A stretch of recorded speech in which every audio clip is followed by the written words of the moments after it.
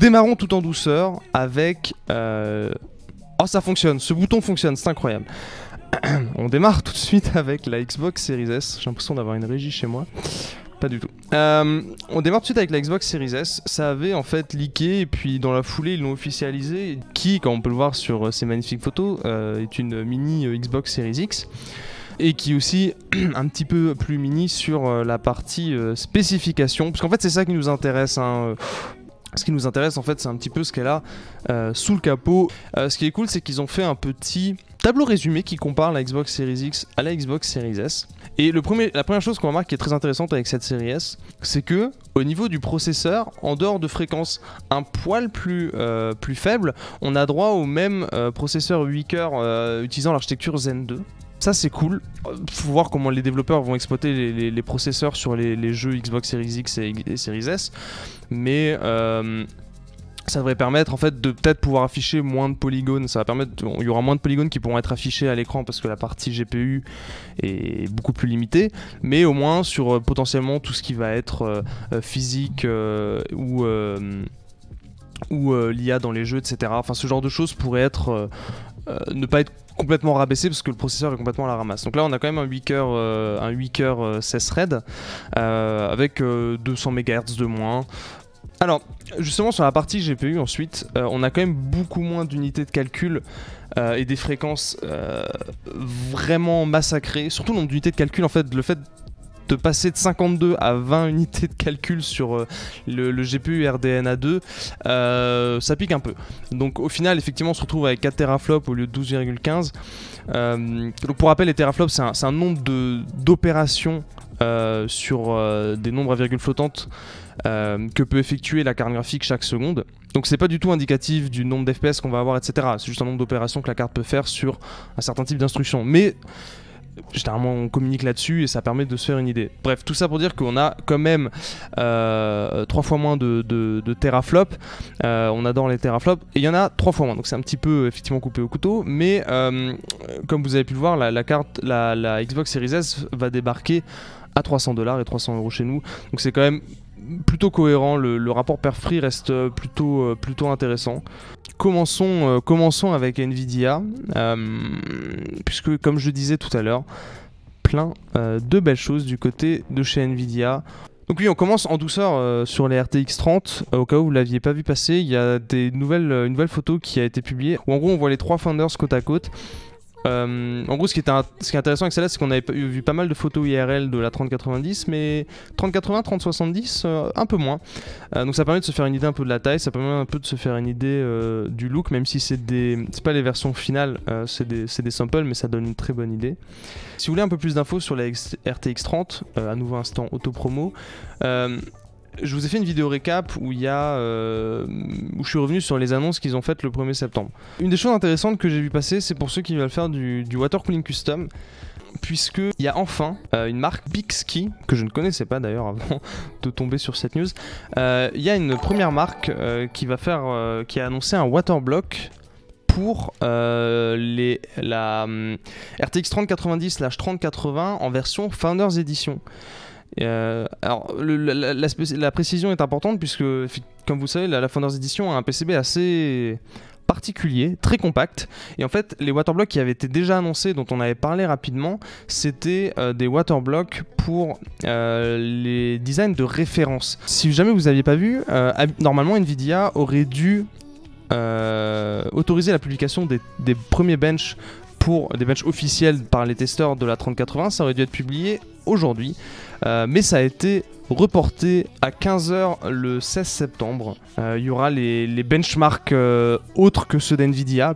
Pour rester un peu sur la 3080, il y a quelques benches qui ont leaké et que j'avais repris sur Twitter. C'était le 11 septembre.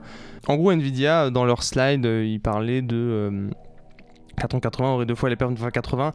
Là, les premiers leaks qu'il y avait eu sur Shadow of the Tomb Raider, c'était pas aussi bon.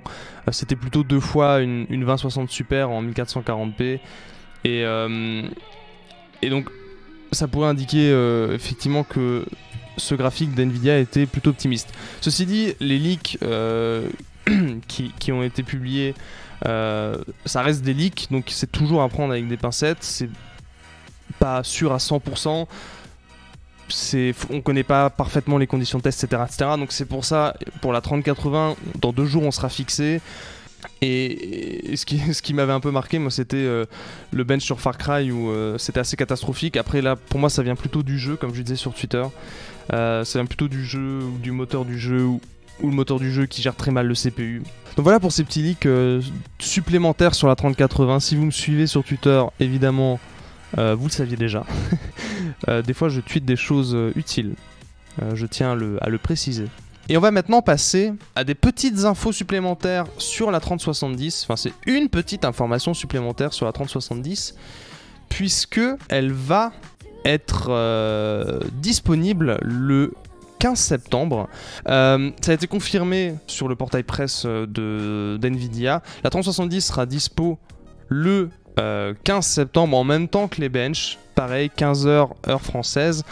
Donc, j'arrêtais pas de dire mi-octobre, au final on est vraiment pile mi-octobre pour la 3070. Donc, si c'est une des cartes que vous visiez, en espérant que ce sera pas non plus le même bordel en termes de stock comme ça s'annonce avec les 3080, 3090. Mais bon, surtout la 3080 va souffrir, je pense, au niveau des dispos, parce que c'est la carte qui est le mieux placée en termes de rapport performance-prix. On en avait déjà parlé l'autre fois, c'est celle qui a un prix au teraflop le plus agressif. Globalement, tout GPU confondu, si on met de côté les consoles, puisqu'on est à 23 € et des briquettes, le teraflop, c'est extrêmement abordable à 3080 à ce niveau-là. On a parlé des 3070, 3080, 3090 qui ont déjà été officialisés par Nvidia. Maintenant, on va parler un petit peu de ce qui n'a pas encore été officialisé. Avec, pour commencer, petite information, elle a été postée quand le 8 septembre par Copite7Kimi, qui avait déjà leaké des infos plutôt qui se sont vérifiées sur les RTX 30. Déjà, attendez, date de quand cela? Ouais, enfin déjà en juillet, il parlait de 3070 Ti ou Super. Enfin bref, il y a de nouvelles infos qui sont tombées sur de la 3060 Ti ou Super. Alors on sait toujours pas trop ce que Nvidia va faire sur le suffixe Ti ou Super, l'un ou l'autre ou les deux. On verra. Toujours est-il que Videocards a fait un petit résumé que je trouve plutôt intéressant sur les différents leaks qu'on a eu. Donc là, le leak de Copite7Kimi concerne vraiment la 3060 Ti ou Super, mais ses précédents leaks, mais ça c'était un peu plus ancien, concernaient aussi de la 3070 Super ou Ti et de la 3060. Alors, je vais me baser sur le tableau qu'a fait Videocards parce qu'il résume ça très très bien au final. Il y a eu pas mal de leaks de différentes sources, mais là, ce qui devrait plutôt se confirmer, c'est une 3060 pour octobre-novembre. On a peu d'infos sur cette puce. On pourrait avoir une version Super ou Ti. Ça, c'est de la rumeur à prendre avec des pincettes. Qui serait avec une puce GA104 et 8 Go de GDDR6. Donc ça, là, difficile de dire si ça viendrait rapidement ou non. Est-ce que ce serait déjà du refresh d'ampères ou non? Si c'est du refresh, ce serait probablement en 2021, mais bon. Ça, c'est ce qui était un peu ressorti. Bon, la 3070, ça on connaît, elle arrive le 15 octobre, comme j'en parlais avant. Et il y a eu les leaks donc, sur 3070 Ti / Super. Pareil, ça on sait pas trop. C'était sur un listing de Lenovo où il y avait un coup 16 Go de GDDR6, un coup 8 Go de GDDR6. Donc ça, faudra voir ce que ça va donner. A noter aussi qu'il y avait eu des leaks à un moment sur la 3080 dans une version 20 Go. Alors ça, Videocards indique la source comme sur des roadmaps qu'ils ont pu voir. Donc ça pourrait être quelque chose pour contrer AMD. On y reviendra parce que AMD pourrait être assez agressif sur la mémoire vidéo. Voilà. Après, il y avait aussi eu des leaks sur la 3080 Ti, mais là on n'en sait pas grand chose, donc c'est un peu difficile de s'avancer là-dessus. Mais ça vous donne une idée de ce qui pourrait arriver. Après, sur ce genre de leaks, ça pourrait aussi être des cartes qu'NVIDIA garde sous le coude au cas où pour répliquer aussi sur certaines choses. On va avancer sur NVIDIA. Petite chose aussi intéressante. très rapidement. On a eu un leak sur une nouvelle Quadro RTX, ça va faire plaisir à Ryan, qui serait en archi Ampère, parce qu'il y avait déjà eu la Quadro RTX en archi Turing. Qui serait donc avec le GPU GA102 qu'on a sur la 3090-3080, mais avec vraiment toutes les unités de calcul activées. Comme je disais, la 3090, j'avais par erreur indiqué que tous les SM étaient activés, mais en fait non, puisque la Quadro RTX architecture Ampère va elle disposer de 4 SM, donc de 4 shading multiprocesseur de plus. La rumeur indique donc 10752 Q, d'accord, 48 petits gigas de GDDR6, pas grand chose, hein, que dalle. 48 gigas de mémoire vidéo, ça, mais comme dit, pour les usages pro, ça peut vraiment être extrêmement utile. GDR6 en version non X, et voilà, après, comme vous le savez, j'en ai déjà parlé, en octobre, il doit y avoir une GTC de nouveau d'NVIDIA, donc GPU Technologie Conférence. Il y en avait déjà eu c'était en mars ou en juin dernier, et c'est possible qu'effectivement à ce moment-là ils annoncent ça, peut-être de la 3060 aussi, ils pourraient en profiter pour glisser une petite 3060. On verra comment ça va se goupiller. Mais si vous voulez acheter une Quadro RTX, ben écoutez, ça va arriver. Ça va arriver si vous avez un maximum d'argent. Si jamais vous n'avez pas suivi, Nvidia veut effectivement racheter ARM. Il y avait déjà eu des rumeurs, c'est pour ça que pendant les questions-réponses hardware, on avait déjà pu en parler, mais cette fois-ci, c'est officiel, Nvidia veut bien racheter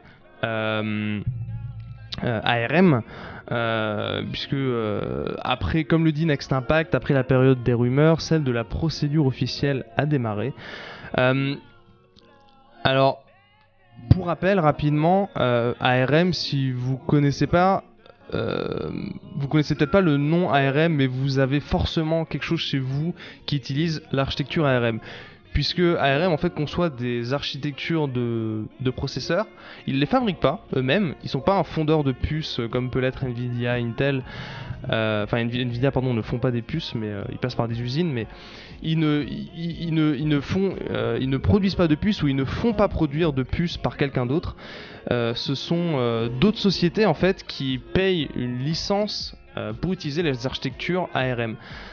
Donc c'est ça la particularité d'ARM, et ARM on les retrouve dans plein de SoC, donc des systèmes on chip qu'on a dans les smartphones, on peut avoir ça dans autre chose que les smartphones, mais c'est vrai que les smartphones c'est le gros modèle. On va, par exemple Apple qui va mettre du SoC maison dans les prochains MacBook. Comme ils l'ont annoncé, ça va être basé sur l'architecture ARM sur la partie processeur.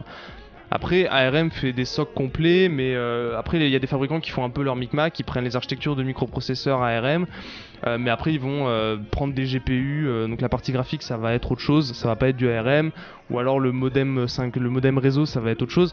Voilà, mais toujours est-il que ce qu'il faut retenir, c'est que ARM ne fabrique pas ou ne fait pas fabriquer de processeurs, c'est notre société qui paye une licence pour utiliser les architectures ARM qui sont conçues par ARM. Donc c'est un fonctionnement un peu particulier dans le monde des processeurs, des microprocesseurs, que ce soit CPU ou GPU. Et donc là, comme je disais, la grosse actu, c'est que Nvidia souhaite racheter ARM. Alors, on est là en mode, évidemment, les titres disent Nvidia rachète ARM, Nvidia rachète ARM, mais il faut bien préciser, Nvidia veut racheter ARM, ou comme le dit Next Impact, confirme sa volonté d'acheter ARM, parce que c'est pas en mode, Nvidia ils sont pas là en mode, faut qu'on achète ce truc, on claque des doigts, bim, ARM ça nous appartient. Malheureusement sur des grosses boîtes comme ça, c'est pas aussi simple, surtout quand il y a de la propriété intellectuelle en jeu, quand il y a potentiellement des problématiques de type concurrence qui entrent en jeu, ça en fait des rachats extrêmement complexes. Et comme l'indique Next Impact, n'hésitez pas, je pense que l'article est payant, je suis pas sûr, mais n'hésitez pas à lire l'article de Next Impact, il est très complet sur le sujet, écrit par David Legrand, toujours un plaisir. Donc comme l'indique Next Impact, la procédure pourrait être longue et difficile, et je pense qu'elle le sera, puisque c'est un rachat plutôt complexe puisqu'il y a plusieurs autorités de concurrence qui vont devoir donner leur accord, et en plus le montant en jeu est absolument phénoménal. Il me semble que c'est 40 milliards millions par... Attendez, 40 milliards? Oui, 40 milliards. La proposition qu'a faite Nvidia, c'est 40 milliards de dollars. C'est quoi 40 milliards de dollars? C'est que dalle. Aïe aïe aïe, sachant que SoftBank l'avait racheté en 2016 pour 32 milliards. Donc voilà, il y a du cash, il y a des actions, il y a du bordel, bref, ça c'est de la thune. Vous pouvez aller vous renseigner si ça vous intéresse. Il y a un communiqué de presse d'NVIDIA qui donne plein d'informations si vous voulez aller plus loin. Sur qu'est-ce qu'ils veulent faire, pourquoi les montants, enfin bref, il y a plein de petites choses comme ça qui sont intéressantes. En tout cas, bon, Nvidia tablerait sur une finalisation pour mars 2022 si tout va bien au niveau de ce rachat. Donc il y a le temps. Il y a le temps. Après, rapidement, je voulais quand même faire un résumé de quelques points intéressants sur le pourquoi Nvidia voudrait racheter ARM, veut racheter ARM. Comme vous savez, Nvidia fait beaucoup tout ce qui est data center.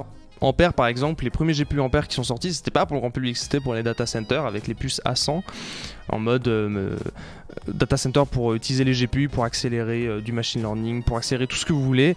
Tant qu'il y a du GPU, ça intéresse Nvidia. Mais Nvidia, sur la partie data center, est quand même extrêmement dépendant d'Intel / AMD. Par exemple, les derniers, c'est quoi? C'est les DGX 100 que Nvidia vend pour des data centers. Ils ont mis du processeur AMD parce qu'il fallait du processeur quand même sur cette machine-là. Donc voilà, ils sont dépendants de ça, et ce rachat d'ARM leur permettrait d'outrepasser cette dépendance à Intel ou à AMD. Sur leur communiqué de presse, ils ont aussi indiqué qu'ils voulaient pousser les CPU ARM pour la partie data center. Je sais plus sur quel slide c'était. Bloop. Oui. En gros, Turbo Charges ARM Server CPU Roadmap, en mode ils veulent vraiment pousser les CPU et les architectures ARM sur la partie data center. Donc ça serait un des objectifs d'NVIDIA qui engrange pas mal de thunes. J'ai pas les chiffres en tête malheureusement, mais qui engrange pas mal de thunes sur la partie data center, on va pas se mentir. Voilà, le but, être leader sur l'IA, IoT, tout ça, enfin bref, ARM pour Nvidia c'est déjà intéressant sur cette partie-là, mais il n'y a pas que ça.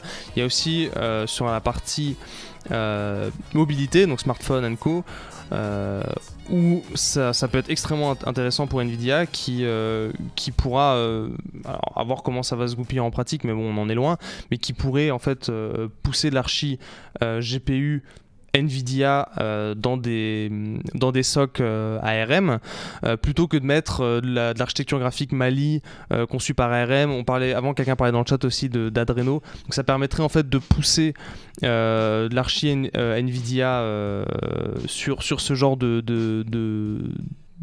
matériel, tout ce qui est smartphone & co.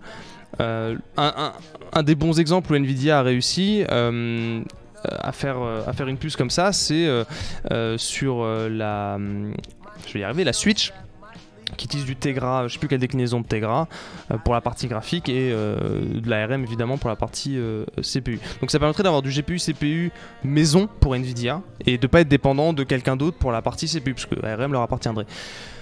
Voilà, et ça permet, enfin ça irait dans les deux sens quoi, vu que si ARM est racheté, si ça se confirme, y a la propriété intellectuelle d'NVIDIA pourrait être être utilisée par ARM, et inversement Nvidia pourrait utiliser les propriétés intellectuelles d'ARM. Donc tout est question de brevets, etc. et de compétences de manière générale. Et après dans les stades, il y avait aussi, ça indiquait aussi, alors je crois que c'était pas en petit, mais le but ce serait aussi éventuellement de pousser ça sur le PC, les PC. Donc il y a juste écrit PC, c'est pas détaillé laptop, fixe ou pas, juste PC. En gros, un des objectifs de Nvidia, c'est, avec ce rachat, d'étendre la présence d'ARM sur des marchés supplémentaires. Donc après sur le PC, en vrai vu qu'il va y avoir des cœurs ARM dans les prochains MacBook, c'est déjà en passe d'être fait, mais si je raconte, il y a des Chromebooks aussi, mais potentiellement ça pourrait donner un coup d'accélérateur à ça aussi, si tu as une grosse boîte comme Nvidia qui pousse ça derrière. Macho, tu me précisais, merci, Tegra X1 dans la Switch, oui il me semble que c'est bien ça, effectivement. Donc voilà pour ce rachat à venir d'ARM par Nvidia. Comme je disais, pour rappel, Nvidia veut racheter ARM, ce n'est pas encore fait puisque c'est un rachat qui est extrêmement complexe, mais ça a été officialisé et si tout se passe bien, en 2022, ce sera finalisé ce rachat et il sera effectué. Qu'est-ce qu'il y a de nouveau du côté de chez AMD? AMD a enfin partager les dates des annonces qui vont parler des Ryzen 4000 et des cartes graphiques RX 6000 utilisant l'architecture RDNA 2. Enfin, à chaque fois je disais oui, ça doit arriver, fin septembre, début octobre, bon, ça va, les annonces vont arriver. Mais on savait pas trop. Moi, à chaque fois je misais sur les précédentes dates du Computex fin septembre. Au final, ce sera pour les Ryzen de PC fixe, c'est important de le préciser, le 8 octobre. Cette image a très peu de pixels. Ce sera le 8 octobre. Ouais, si je zoome, c'est pas beaucoup mieux. Donc ça va être très intéressant puisqu'ils vont annoncer du Ryzen 4000 comme on aime. Ensuite, pour la partie carte graphique, ce sera le 28 octobre. Donc ils vont faire deux événements séparés pour processeur et carte graphique. La raison, c'est une bonne question. Peut-être que les deux projets ne sont pas au même stade d'avancement. Mais évidemment, si ce sont des événements vidéo qui sont transmis, on en parlera évidemment, on suivra évidemment ça en live ici même.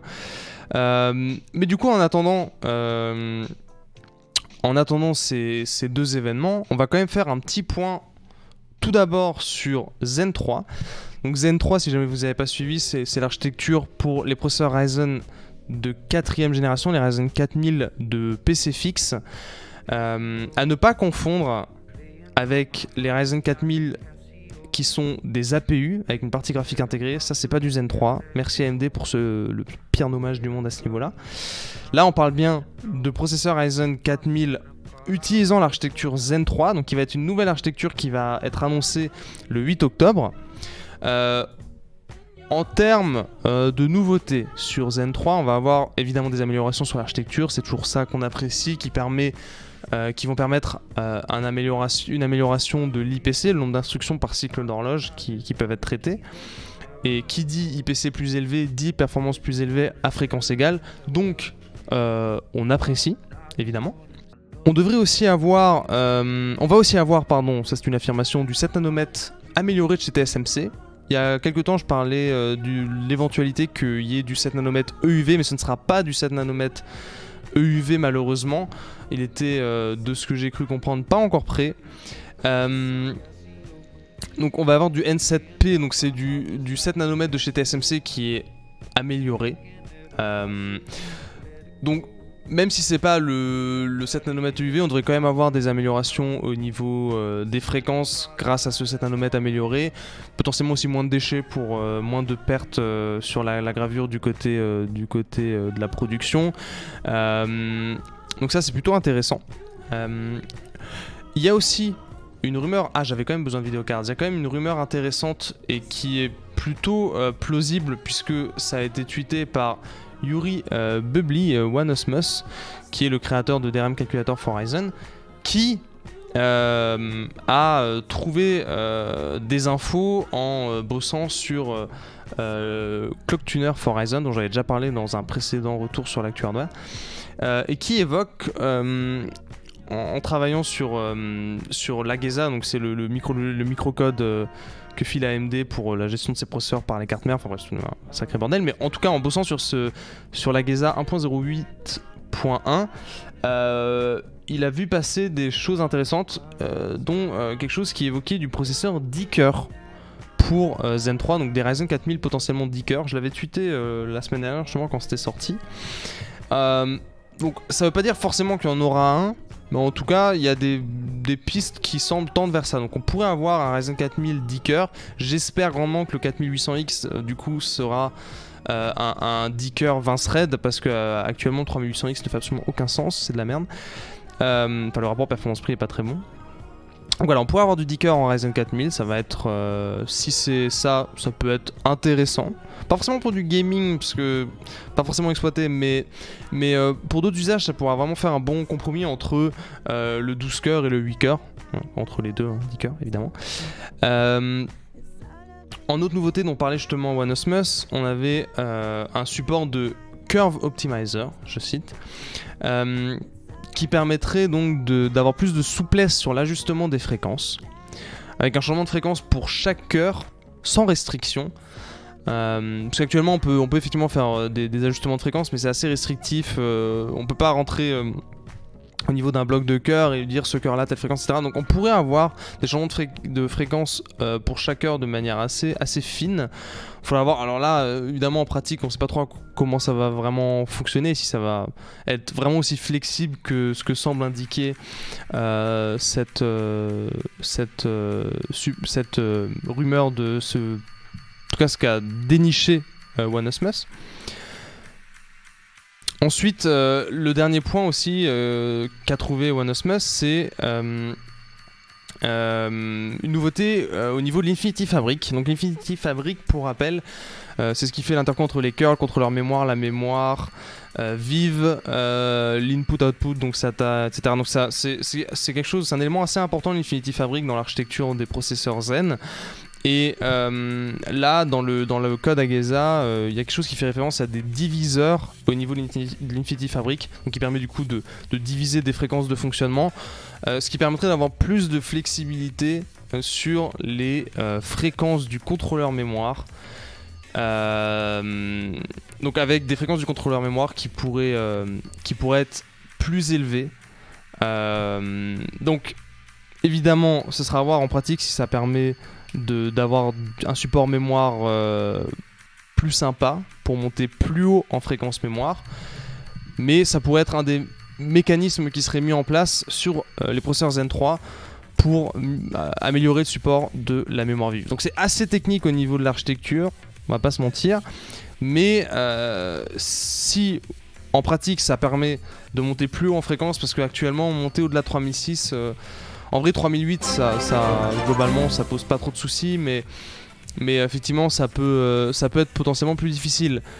Pour conclure, on va parler un petit peu d'RDNA 2 en se demandant à quoi s'attendre sur cette nouvelle architecture graphique et sur ce que va annoncer AMD le 28 octobre. Alors RDNA 2 par rapport à l'architecture RDNA 1 qu'on a actuellement sur les RX 5000, on va évidemment avoir des améliorations pour améliorer les performances en dehors de toutes les technos autres. Amélioration des performances en rasterisation classique, donc en rendu 3D classique pour les jeux.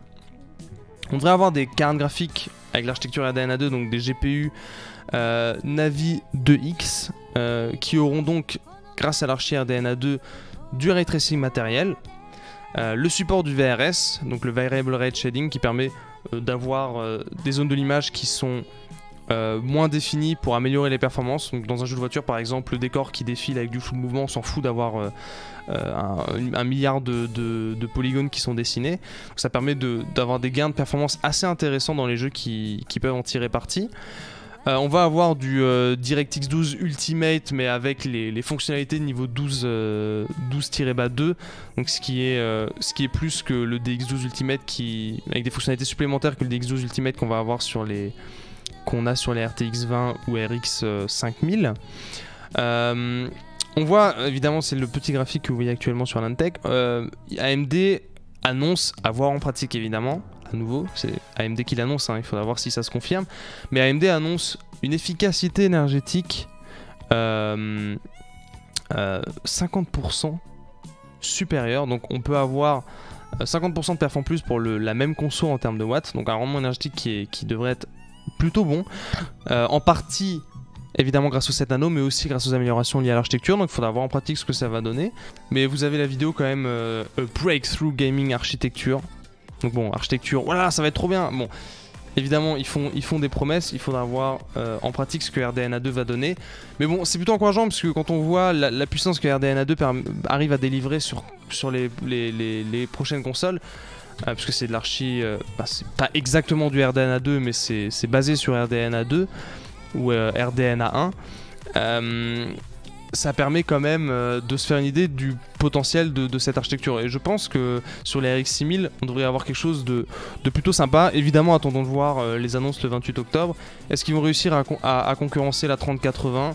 C'est une bonne question, ce serait cool. Est-ce qu'ils vont réussir à concurrencer la 3090 ? Il y a très peu de chance.